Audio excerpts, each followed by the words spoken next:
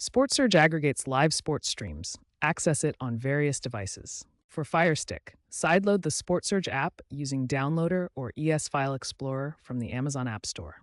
This allows stream playback on your Fire TV. For smart TVs like Android TV or Samsung, install the app from APK sources or mirror your screen from a mobile device or PC. For PC, use web browsers like Chrome or software like VLC with stream links. Ad blockers are essential to prevent malware. For mobile, install the SportSurge APK on Android or iOS devices via sideloading.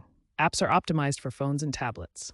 Note: jailbreaking is not required. Be aware that U.S. courts have issued injunctions against ISPs to block access to SportSurge domains, so a VPN may be necessary for uninterrupted viewing.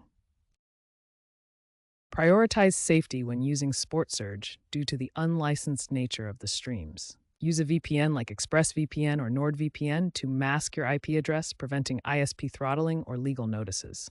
This is crucial as regulators like the FCC warn about potential fines for viewers in the US. Install antivirus software like Malwarebytes to block malicious ads. Use ad blockers like uBlock Origin to avoid harmful pop-ups that could lead to phishing or ransomware.